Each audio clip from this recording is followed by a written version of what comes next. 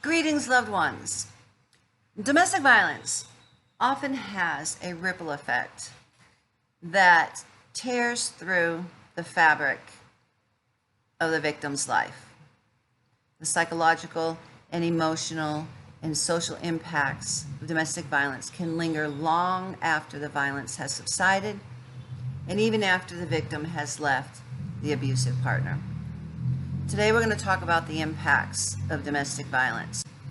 Our only goal here is to get these messages out so people can learn to identify violence and intervene or prevent violence. So help us get these messages out.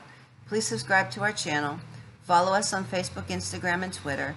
Hit that like button and please share these messages with others because you never know, just by doing so, you could save a life. The National Center for PTSD, a prominent research and education organization that studies the psychological effects of trauma, has identified several scenarios that indicate red flags in an unhealthy relationship. An unhealthy relationship may be indicated when one partner has complete control of all of the finances, when one partner limits or completely closes off the other partner's social life. He or she may isolate their partner from friends and family. When the person consistently threatens to ruin the reputation of the other person, especially after he or she has expressed a desire to end the relationship. When one partner repeatedly tries to scare the other by breaking things, punching holes in the walls, and hurting or threatening to hurt pets. Or the partner could systematically evoke feelings of guilt or shame in the other partner. These types of coercive and controlling behaviors are often present in cases of domestic violence and can have a profound impact on how a victim of abuse is able to function socially, even after leaving an abusive relationship. If an individual is financially dependent on his or her abusive partner, any decision to escape that abuse carries with it the real possibility of homelessness. I can testify to that. I stayed with my abuser because I could not pay the rent. And he said he loved me. I hoped that things would change. He came back, helped me by paying the rent, but then again, things went south and got pretty bad. They were actually worse than they were before. It took 6 months for me to make myself economically independent and leave that situation. So one of these studies in 2003 showed that among a sample of 110 women who had experienced domestic abuse, 38% of them reported that they became homeless. Issues of poverty and homelessness are closely linked to the abusive act of isolating an intimate partner from family, friends, and other sources of social support. Under normal circumstances, a person with strong social connections will look to his or her relatives and friends when assistance is needed. However, isolation from these support groups can cause the connections to wither, and in the end, the people who experience domestic violence might believe that they are completely alone in their struggles. And that's what happened to me. I could not go back to my mother and my friends and say that I let my partner back in. It was a secret.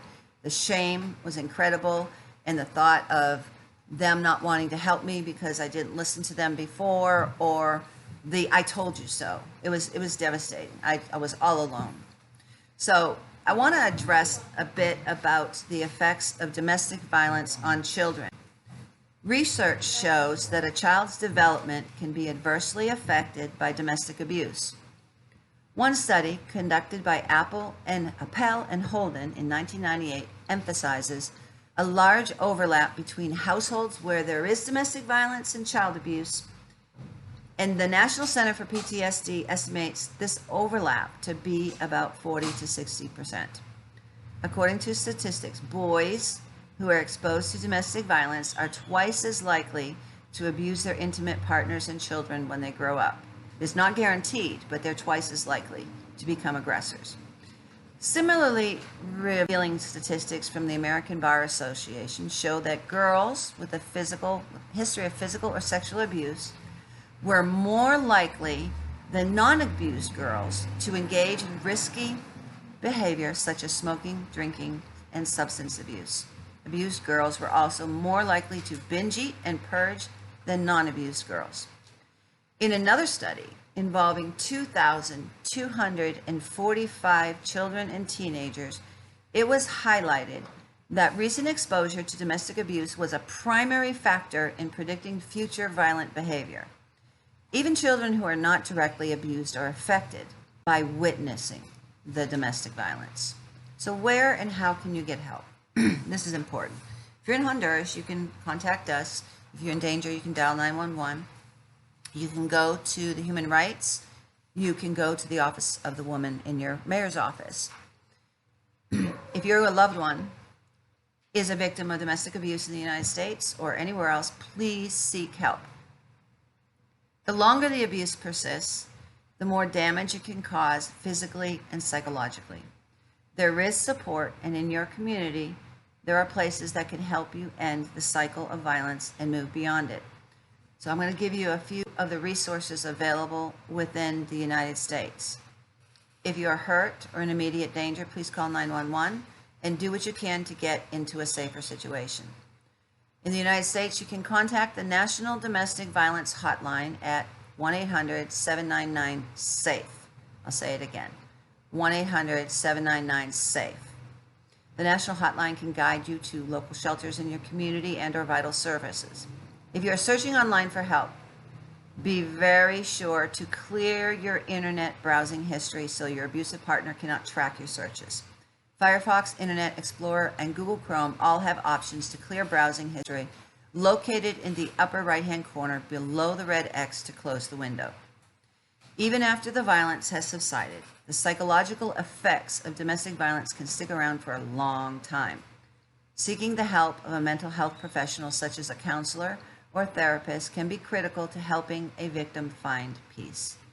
If you or a loved one is a victim of domestic violence, consider talking to a professional with the experience and knowledge to help you overcome the psychological wounds of domestic violence. For those of you who are not victims of violence, you will encounter someone who is. 1 in 3 women worldwide, 1 in 4 women in the United States are victims of violence. If you have 10 friends, I can guarantee you that at least 2 of them are victims of violence. The question is not if you'll encounter a victim of violence. The question before God is, what will you do when you encounter them? You could be the person who saves a life. We are all destined to be champions for justice, and those who suffer violence need to know that those who love them and those who don't even know them will step out and reach out to help them have the courage to leave before it's too late. This series is dedicated in honor of Gabby Petito, a bright young woman whom the world has lost because of gender violence. Please check out and support the foundation her family has created in her honor at GabbyPetitoFoundation.org. If you are a victim of violence, listen to me. I want you to know this. You are valued, you are loved, you are intelligent, you are beautiful. God does not want you to suffer violence. He wants you to live free from violence in peace and tranquility. There is a way out. It is not your fault. Abuse is not love. If you are a victim of violence, please reach out to somebody and get the help that you need. If you find yourself in a dangerous situation, dial 911 for help. To get these messages out, our only goal in this is for people to learn how to recognize domestic violence and how to intervene. So please get these messages out. Subscribe to our channel so you don't miss a single episode. Follow us on Facebook, Instagram, and Twitter, and share these messages with others, because you never know. Just by doing so, you could save a life. Tomorrow, we're going to talk more about the psychological effects of domestic violence. Until then, God bless you.